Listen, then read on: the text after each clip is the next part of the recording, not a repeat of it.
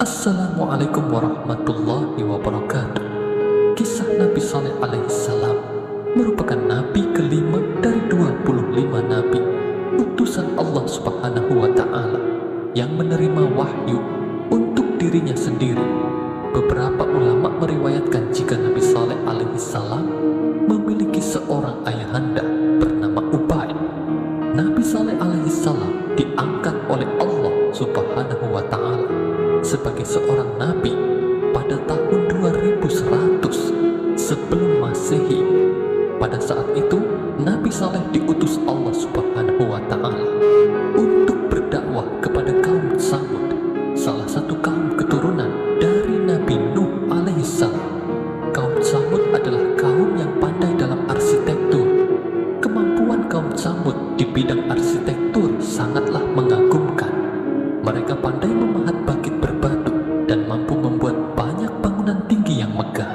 Selain itu, kaum Tsamud diberikan kelebihan oleh Allah Subhanahu wa Ta'ala, yaitu berupa fisik yang bagus, serta pandai juga berternak dan juga bercocok tanam.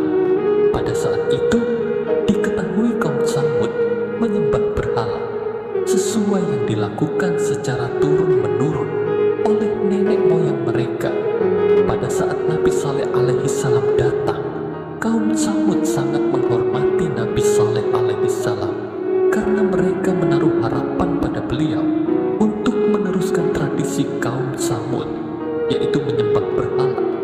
Namun ketika Nabi Saleh alaihissalam mulai menyampaikan ajakan untuk menyembah Allah Subhanahu wa Ta'ala dan bertakwa kepadanya, kaum Tsamud menjadi kecewa dan murka. Mereka mulai memusuhi Nabi Saleh alaihissalam. Kaum Tsamud selain memiliki kebiasaan menyembah berhala, mereka juga angkuh dan sombong, serta sering memandang rendah kaum lainnya. Bahkan keseharian mereka selalu berbuat maksiat. Gaya hidup kaum Tsamud tersebut telah menyimpang jauh dari ajaran Allah Subhanahu wa Ta'ala. Ketika Nabi Saleh alaihissalam mulai menyeru kepada kaum Tsamud tentang ajaran tauhid untuk menyembah Allah Subhanahu wa Ta'ala, kaum Tsamud terpecah menjadi dua kelompok yang saling bertentangan. Kelompok pertama adalah kelompok pengikut Nabi Saleh alaihissalam yang dipimpin oleh Jundak bin Amru bin Mahlab bin Lubaid bin Jawas. Jundak bin Amru adalah salah satu tokoh pemuka di kaum Tsamud, sedangkan kelompok yang menentang Nabi Saleh alaihissalam dipimpin oleh Zu'ab bin Amru bin Lubaid al-Habbab dan Rabbab bin Sya'ab bin Julmas. Kelompok penentang yang diketuai oleh Zu'ab dan Rabbab berpendapat bahwa Nabi Saleh alaihissalam terkena sihir. Mereka tidak terima dengan ajaran yang dibawa oleh Nabi Saleh alaihissalam. Selain itu, Nabi Saleh alaihissalam juga dianggap penipu karena mereka tidak percaya apabila utusan Allah Subhanahu wa Ta'ala adalah manusia biasa sama seperti mereka, sehingga kaum Tsamud menuntut mukjizat sebagai bukti kerasulannya. Pada saat itu, kaum Tsamud penentang Nabi Saleh alaihissalam yang diketuai oleh Zu'ab dan Rabbab menantang Nabi Saleh alaihissalam untuk mengeluarkan seekor unta betina yang sedang hamil 10 bulan dari sebuah batu besar yang ditunjuk oleh mereka. Nabi Saleh alaihissalam pun menyanggupi permintaan kaum Tsamud tersebut dan mulai berdoa kepada Allah Subhanahu wa Ta'ala. Kemudian dengan kuasa Allah Subhanahu wa Ta'ala, dari permukaan batu yang dipukul oleh tangan Nabi Saleh alaihissalam keluarlah unta betina dengan ciri-ciri sama persis seperti yang disebutkan oleh kaum Tsamud. Unta tersebut dikenal dengan sebutan unta betina Allah.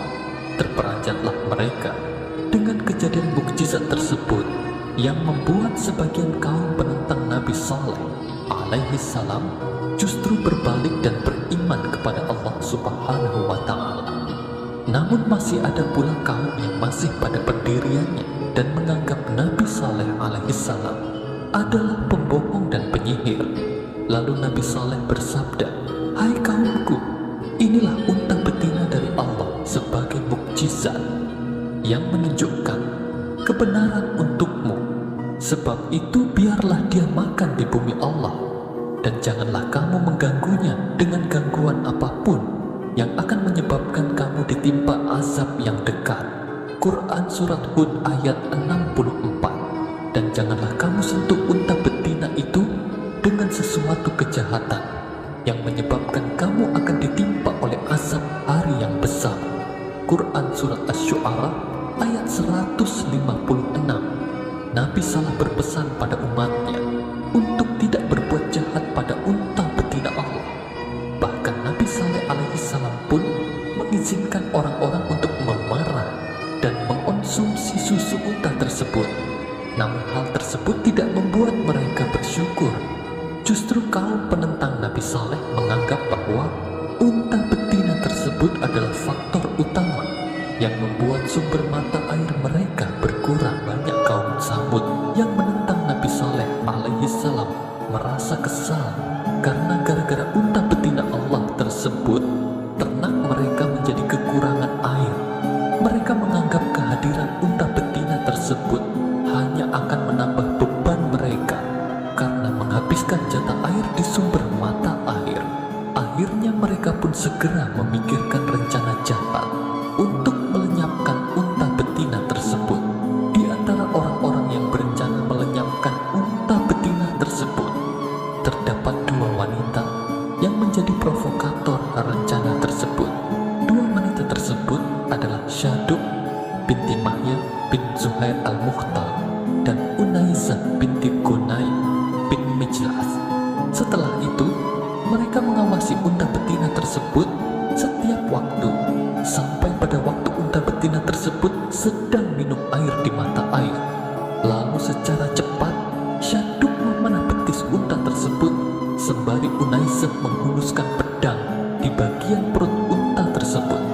Dengan begitu lenyaplah unta betina Allah yang merupakan mukjizat milik Nabi Saleh alaihi salam. Mendengar unta betina Allah telah lenyap oleh kaum penentangnya, Nabi Saleh alaihi salam sangat sedih. Nabi Saleh mengingatkan mereka untuk segera bertaubat atau azab pedih akan datang. Namun mereka justru meremehkan peringatan dari Nabi Saleh alaihi salam, bahkan menantang agar azab segera diturunkan.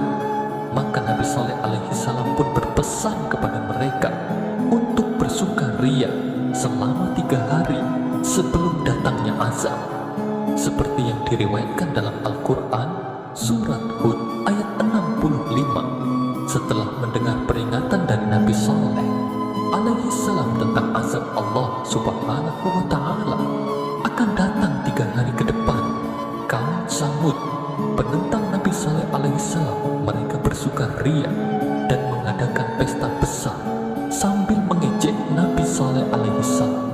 Perbuatan mereka tersebut adalah suatu pelanggaran terhadap larangan Nabi Saleh alaihi salam.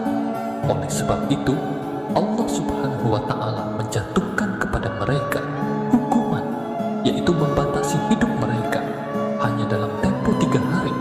Maka sebagai ejekan, mereka disuruh bersukaria selama 3 hari itu. Pada hari pertama sebelum datangnya azab, wajah mereka kaum Samud penentang Nabi Saleh alaihi salam berubah menjadi kuning. Pada hari kedua, wajah mereka menjadi merah seperti orang kepanasan.